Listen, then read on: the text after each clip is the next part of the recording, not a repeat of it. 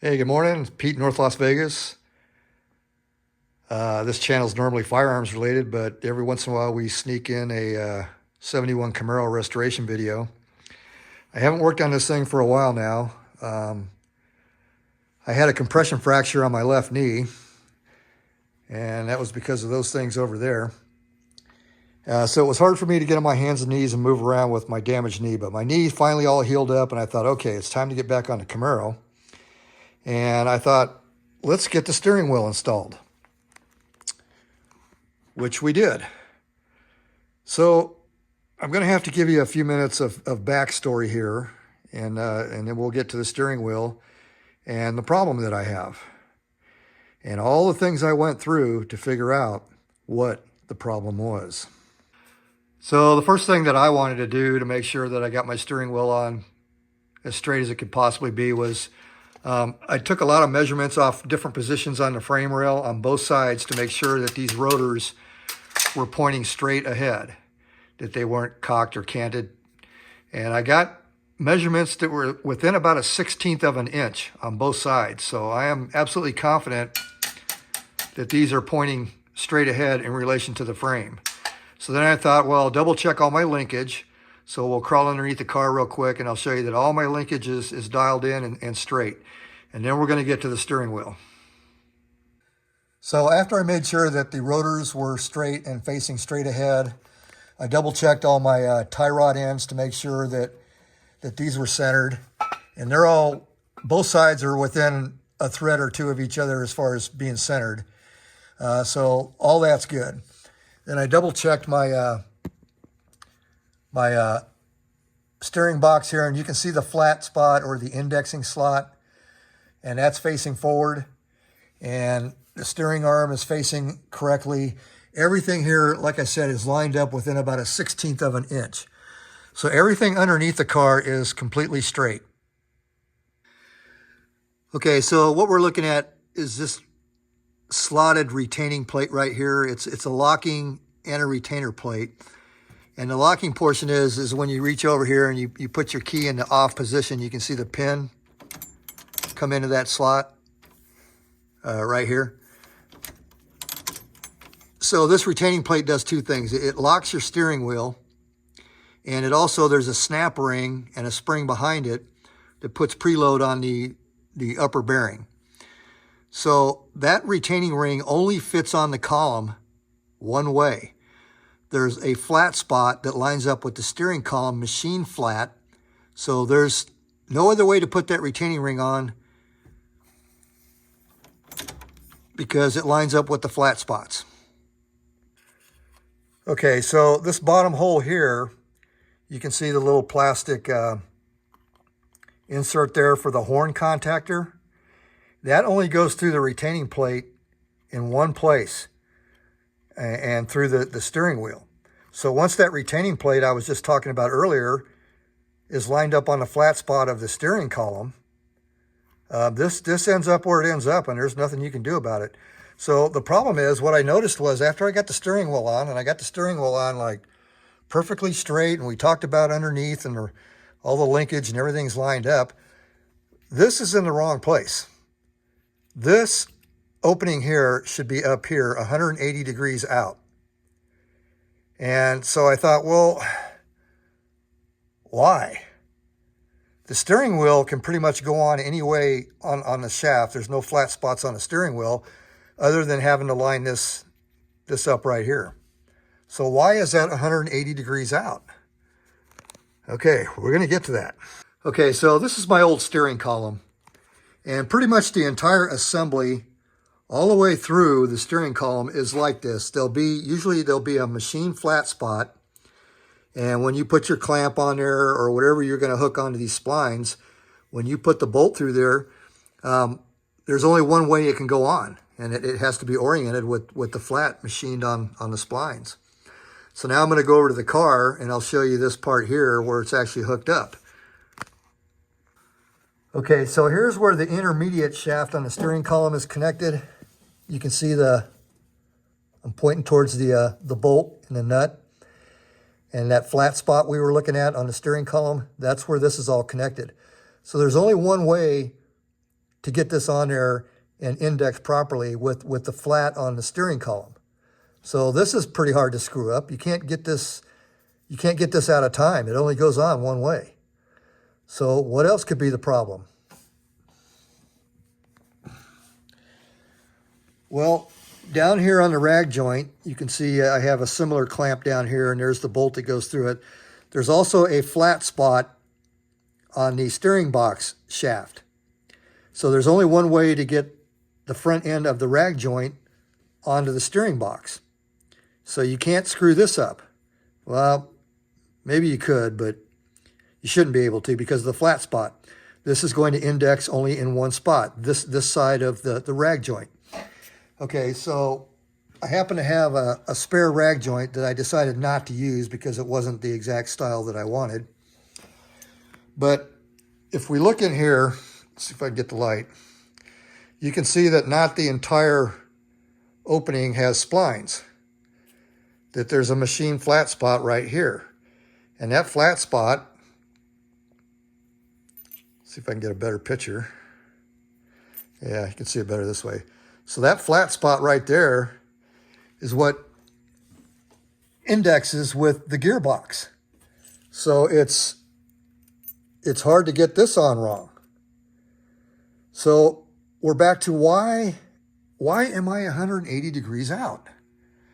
And man, I was puzzled. And I finally figured it out. Okay, so we talked about this side of the rag joint going to the gearbox and how it's really hard to get that out of time or improperly indexed. And you'll notice that on this side of the rag joint, where these two pins go into the flange on the intermediate shaft slots, and these two bolt on to the intermediate shaft, you can see that this one's bigger than this one. Okay, so here's the nut that goes on this one, and you can see it fits right over that one. So these are two different sizes. And the holes drilled on the intermediate shaft have a corresponding hole size so that this can only fit on the intermediate shaft the right way. So we got the gearbox, the other side of the intermediate shaft, the steering column itself, the retaining plate, all of this stuff indexes, and it should be foolproof for the person putting it together. Well, here's the other side of the rag joint I was talking about. And this flange here, the hole size, there's only one way to get this end on. All right, what I discovered. Whoever put this rag joint together, the one I have installed, put it together wrong. And you're going to see that this copper side here has a copper nut on it. And if I index this with the flat in the proper spot and the bolt, you'll see that on this rag joint, by putting the mounting bolt in the same orientation, okay, so we're looking at that mounting bolt right there. If I put this in the same orientation, that puts the flat spot in the correct place. But look at where the copper post is. The smaller copper post is facing, is here. And on this rag joint, that copper post is on the opposite side. So the only way that can happen is if they put this rag joint together wrong, to where they didn't get this oriented correctly with the flat spot inside. So that's why everything is 180 out after I put the steering wheel on. Okay, so now we're going to talk about why that might matter to you and why it doesn't matter to me. Okay, so this is your horn assembly cup. And if the steering wheel was on correctly, these two mounting holes here would line up with these two mounting holes here, but the steering wheel would be 180 out. And like I was saying earlier in the video, that should be up here. And that would put this notch in the correct place. So the reason the notch is important is on your horn button here, horn cap, you can see that this notch here the fat notch, and there's a smaller notch over here, that this is only going to fit this way. So what they've done is they've indexed the mounting portion here to the notch on the cup, and then this is also indexed. Let me see if I can find the slot. There it is. This plastic part here is indexed to the rubber shell, that little button right in there. So that's indexed to this, and this gets indexed to the cup. And then your emblem also has a tab on it so that your emblem goes in the correct location when you put the cap on. Now, because I'm using a bow tie emblem, I can have this 180 out and it still looks the same, still looks correct. But if you had a different type of emblem, like you had the Camaro shield, the red, white, and blue with the Camaro up here, or Z28, because of this issue here, that's going to be upside down. So you could probably cut the indexing tab off of the emblem and just put the emblem on correctly. In my case, I could straighten that out just by changing this around and maybe put some silicone behind there so it doesn't rotate or move around. But it's not right. So anyway, I already made one video on this, and man, I went into it for a long time, struggling, trying to figure out what the hell is going on here. And it turns out that rag joint is either the wrong rag joint, even though everything fits spline-wise, or whoever made that rag joint just put it together 180 out. So like I said, in my case here, it's not going to matter because I'm using the bow tie emblem. Okay, so we'll get into horn assembly a little bit, and then that'll be the end of this video. Okay, so when I ordered the steering wheel, I ordered everything that I would need as a kit. And the only thing I had to order separately other than ordering as a kit was the emblem. So this is what you get for your horn assembly. And that came with the steering wheel as part of a steering wheel kit. Now you can order just the steering wheel, or you can order just a kit. You can order all this stuff separate if you want. But this is what you get in the kit. Okay, so the first thing I was wondering about is this ring here. What does this do? Where does it go? The steering wheel and the kit did not come with instructions. Okay, so there are some steering wheels. Let me get situated here. There are some steering wheels where you have to put this nylon spacer ring in here first, and then you're going to put your diaphragm spring on. And I'm getting ready to show you how all this gets assembled, but because this is an OER steering wheel and I'm using an OER kit, I don't need this. You might need it depending on what kind of steering wheel you have, but we don't need that. So the horn contactor kit that they sent me doesn't work on this steering column. And this style bushing right here is completely round. There's no tabs. There's nothing on it. There's just a ring that slides in and locks into place once you get everything installed. So I'll show you the orientation of how it gets installed. But before we do that, I'll show you why this particular bushing kit is not going to work.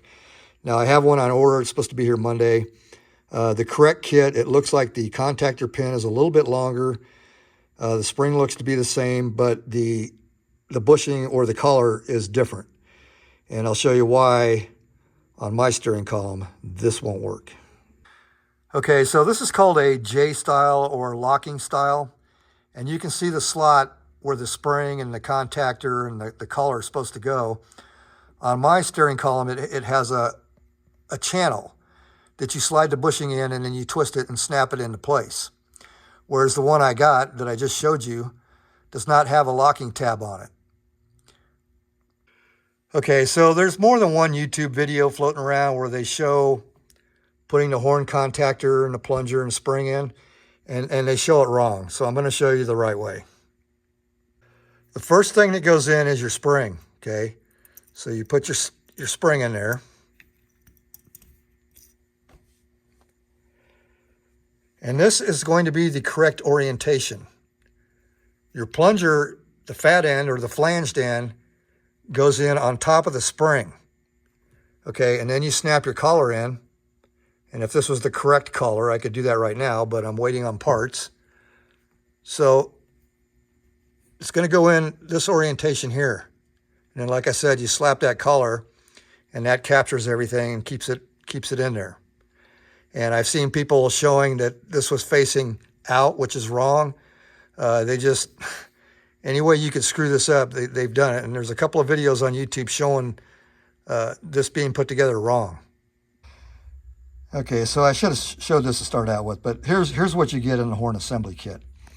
This nylon ring here, depending on what steering wheel you have, you may have to use this nylon ring and it'll fit in there.